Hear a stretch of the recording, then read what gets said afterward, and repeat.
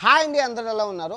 ఐబొమ్మ రవి దొంగ కాదండి, ఆయన ఒక హీరో. ఆయన చేసిందల్లా దొంగల నుంచి దొంగలించి పేదవాళ్ళకి పెంచాడు. సాక్షాత్తు ఆయన హీరోతో సమానం. ఓకే, ఈ వీడియోలో మీరు పూర్తిగా చూడండి. పైరసీ ఎలా జరుగుతుందో చెప్తాను, ఎగ్జాంపుల్స్తో చూపిస్తాను. తర్వాత పైరసీని ఎలా నిర్మూలించాలో చెప్తాను. తక్కువ 30 రూపాయలకి టికెట్, సినిమా టికెట్ ఎలా అమ్మాలో చెప్తాను. ఇంకా చాలా విషయాలు చెప్తాను.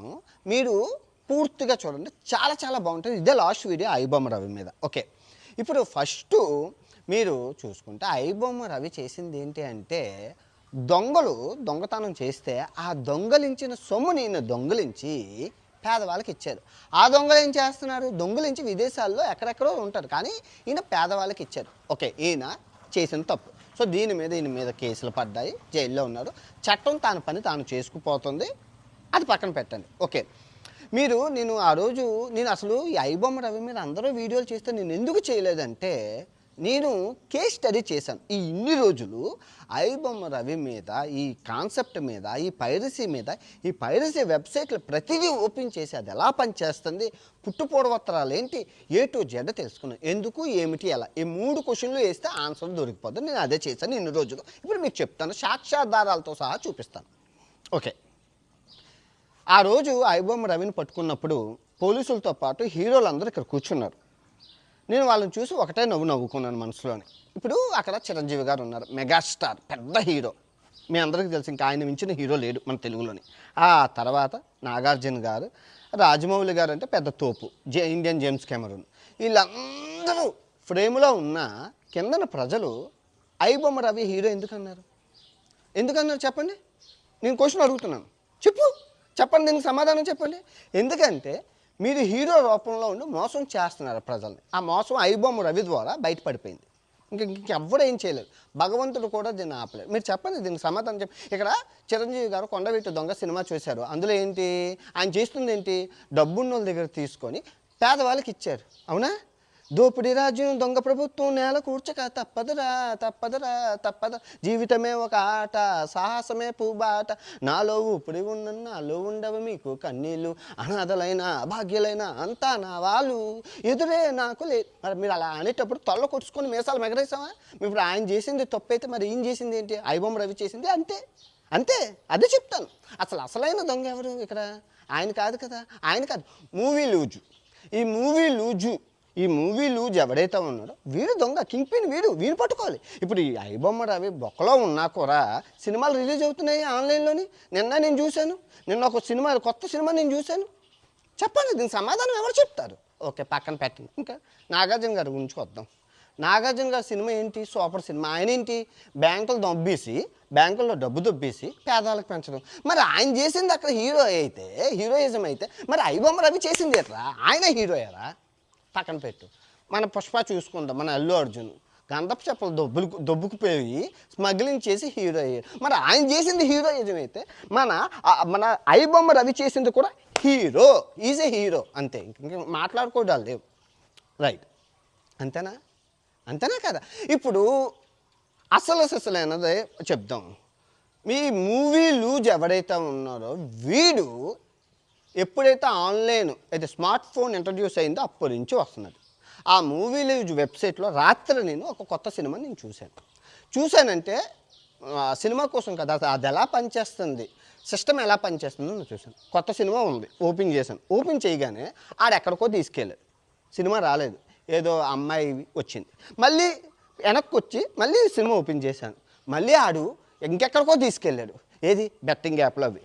మళ్ళీ తీసుకొచ్చాను, మళ్ళీ ఓపెన్ చేశాను, ఇంకెక్కడికి. అసలు సినిమా ఓపెన్ చేస్తే సినిమా రాలేదు. 5 పిచ్చి వెబ్సైట్లకు వెళ్ళాక 5 సార్లు ఓపెన్ చేశాక అప్పుడు అసలు సిస్టమ్ సినిమా వచ్చింది. అసలు ఈ సినిమాలు ఎలా రిలీజ్ చేస్తున్నారో మీకు చెప్తాను. ఇప్పుడు మీకు చూపిస్తాను అసలు పైరసీ అనేది ఇండియాలో ఎలా జరుగుతుందో మీకు చెప్తాను. ఎగ్జాంపుల్ మీకు అర్థమవుతుంది. ఓకే, ఇప్పుడు అసలు ఈ సినిమా వాళ్ళు పైరసీ చేయాల్సి ఎందుకు వస్తుంది అంటే, ఈ హీరోలే ప్రేక్షకుడిని, హీరోని బంధం ఏదైతే ఉందో ఆ బంధాన్ని సంకనాకించింది మన హీరో. ఎందుకో చెప్తాను. ఆశ అత్యాశ, కక్కుర్తితనం ఎక్కువైపోయాయి. ఇప్పుడు అర్జున్ రెడ్డి సినిమా గుర్తుంది కదా, 2017లో వచ్చింది, మీ అందరికీ తెలుసు. అందులో ఉన్నది డైరెక్టరు సందీప్ వంగ. సందీప్ వంగ అన్న ఆయన ఆ ఇల్లు అమ్ముదొబ్బి సినిమా తీసిండు. ఎంత 2,50,00,000 అయింది. 2 కోట్లు అయింది, దగ్గర 2,50,00,000. అందులో హీరో మన విజయ్ దేవరకొండ కొండన్న. ఆ కొండన్నను పెట్టి సినిమా తీశాడు. 2017లో ఇద్దరు ఆతులు అంటే అక్కడ సమాధానం చిన్నోళ్ళు కాబట్టి సినిమా తీస్తే 2,15,50,00,000 అయిపోయింది, హిట్ అయిపోయింది. ఇంకా వాళ్ళని ఇప్పుడు మనం పెంచి పోషించడం వల్ల ఇప్పుడు అదే సినిమాని సందీప్ వంగ గారు 2,50,00,000 ఇప్పుడు 5 కోట్లకు తీస్తారా? తీయరు. ఈయన ఒక 100 కోట్లు తీసుకుంటాడు, మన కొండని ఒక 100 కోట్లు తీసుకుంటాడు. సినిమా 200 కోట్లు. మళ్ళీ అదే అర్జున్ రెడ్డిని తీయరా అంటే 200 కోట్లు తీసుకుంటాడు. అంటే ఇక్కడ నీతి ఏంటి?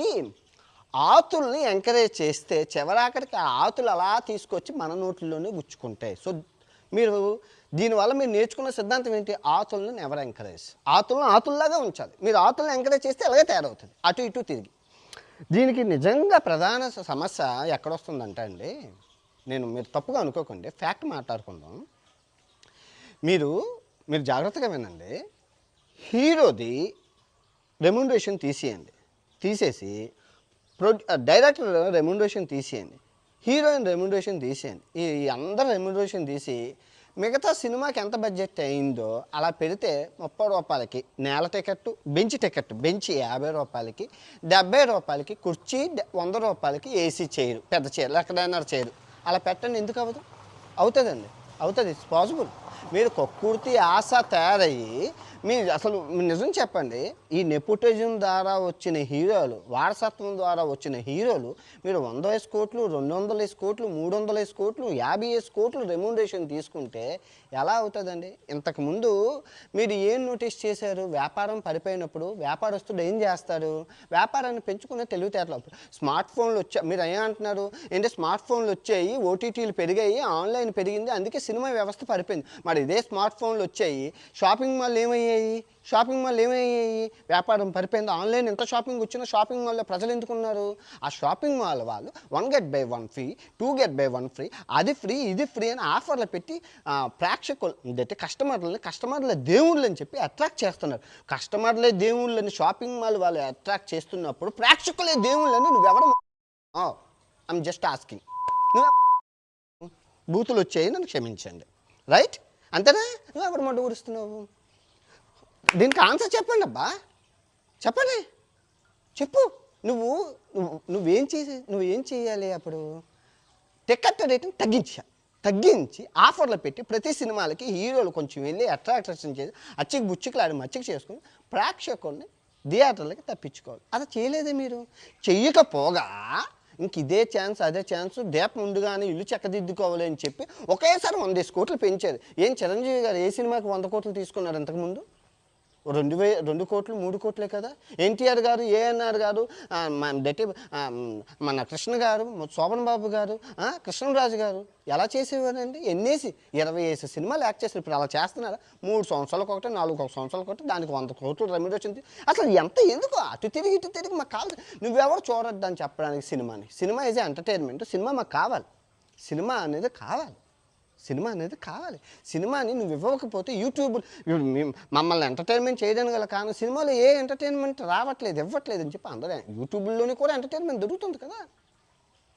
హానెస్ట్గా చెప్తున్నాను, సినిమా అనేది ఫ్యామిలీ అందరూ కలిసి ఎంటర్టైన్మెంట్. ఇప్పుడు ఈ పైరసీ ఎలా జరుగుతుందో మీకు చూపిస్తాను.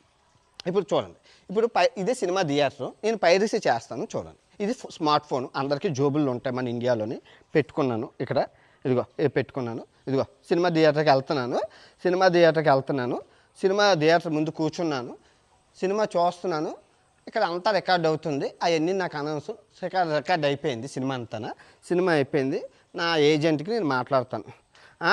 అన్నయ్య సినిమా చేస్తాను, వచ్చింది, ఫ్రంట్ సీట్ దొరికింది, ప్రింట్ బాగుంది, అప్లోడ్ చేసేమంటారు టెలిగ్రామ్లోని. చేస్తాను. వచ్చింది చూసావా? ప్రింట్ బాగోలేదా? ఫ్యాన్స్ అందరూ అన్నీ ఎగరేసేయడం వల్ల ప్రింట్ బాగోలేదు. అన్నయ్య గూగుల్ పే చేసి, అన్నయ్య 5,000 ఎడ్సెట్ ప్రింట్ బాగోలేదా? ఓకే, నెక్స్ట్ టైం బాగా తెస్తానని అలాగని. సో వీడు టెలిగ్రామ్లో వేసాడు, ఆడెవడో తెలియదు, chain sleeper cells, chain link ఉంటుంది, ఆడేసాడు. ఇలాగే ఇంకా 4-5 మంది వేస్తారు, 10 మంది వేస్తారు, వివిధ వివిధ ప్లేసుల్లో వేస్తారు. అవన్నీ వేసిన టెలిగ్రామ్ మూవీ లూజులో అప్లోడ్ చేస్తారు. ఈ మూవీ లూజు మీరు నమ్ముతారో నమ్మరో, దాన్ని బ్రహ్మదేవుడు కూడా ఆపలేరు. మూవీ లూజు ఈరోజు ఉన్న యూఆర్ఎల్లు 6 గంటల్లో మారిపోతాయి. ఒక రోజుకి 2 యూఆర్ఎల్ మారుస్తారు. వాళ్ళు యూఆర్ఎల్ ఉంటుంది కదా, వెబ్సైట్లు మార్చేస్తారు ఏకంగా. వాళ్ళకి ఏ ప్రింట్ బాగుందో ఆ ప్రింట్ అప్లోడ్ చేసుకుంటారు. అది ఓటీటీలో వచ్చిన డౌన్లోడ్ చేసుకుని అప్లోడ్ చేసుకుంటారు.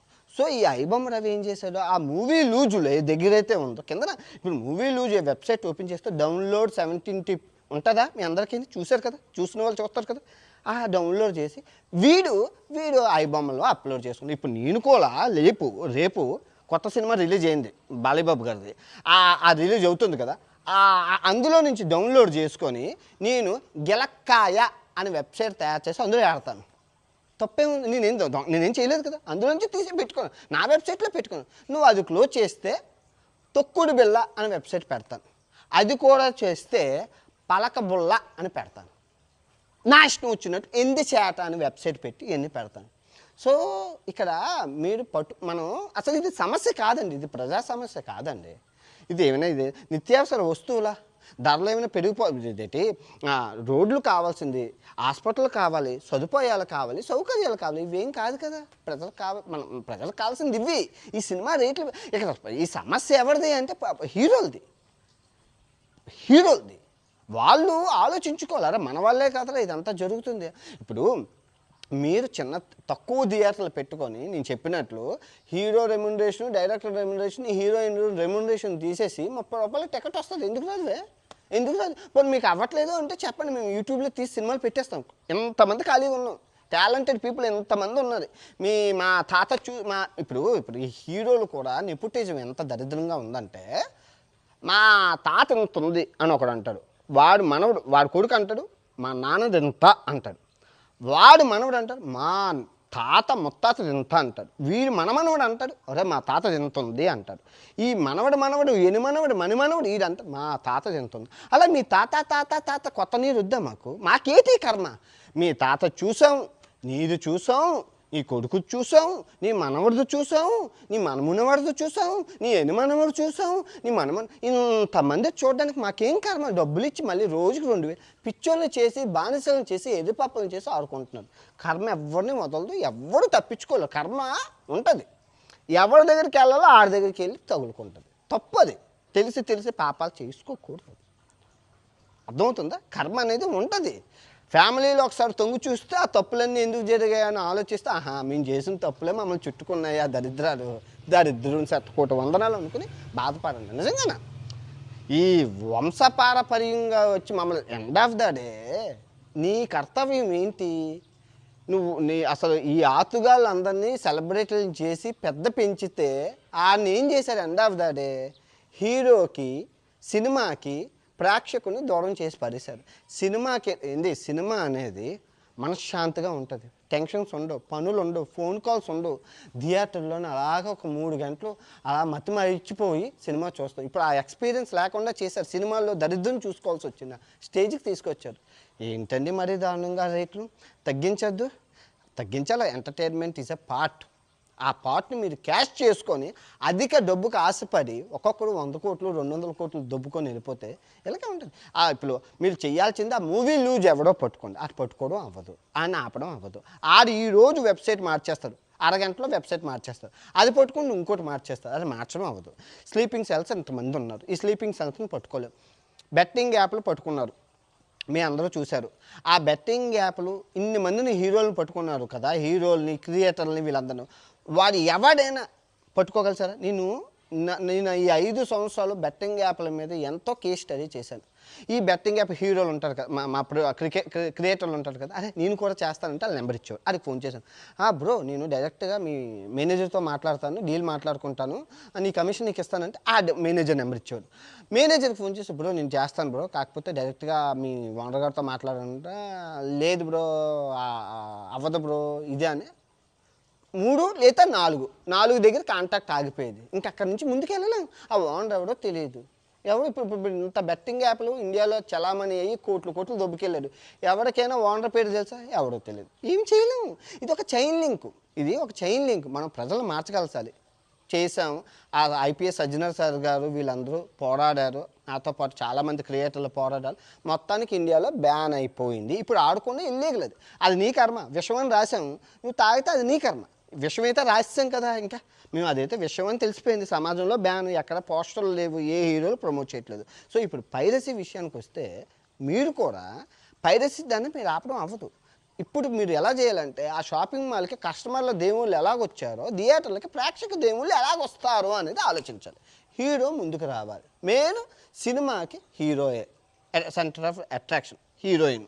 మీరు సినిమా థియేటర్లకు వెళ్ళి ఫస్ట్ రోజు సినిమాకి వస్తున్నారు. పోనీ ఫస్ట్ 4 వారం రోజుల్లోని సినిమా ఊపు ఉంటుంది కాబట్టి వారం తర్వాత అయినా థియేటర్లకి మీరు అలా విజిట్ వెళ్తే ఎవడో వస్తారా మేము చూసాంరా ఆనందం ఉంటుంది. ఆ విధంగా సినిమాని అలవాటు చేయగలం. దాన్ని మప్పగలం కానీ తిప్పలేం. నెమ్మదిగా ప్రేక్షకుడిని మీరు థియేటర్లకు రప్పించండి. తాయిలాలు ఇచ్చాను ఏదైనా అచ్చికి బుచ్చికలాడి మచ్చికి చేసుకొని ప్రేక్షకుల దేవుళ్ళు అన్నది ఆ నెలగైనా రప్పించండి. నేను చూడను, నేను పైరసీని ఎంకరేజ్ చేయను, నేను చూడను. నాకు కావాల్సింది థియేటర్ ప్రింట్. అయితే థియేటర్కి వెళ్తాను, లేదు అంటే ఓటీటీలో చూస్తాను ఏ సినిమాని. అంతేగాని కక్కుర్తిపడి పైరసీని ఎంకరేజ్ చేయను, నేను చూడను. పైరసీకి ఎగ్నిస్ట్. మీకు అర్థమైందా?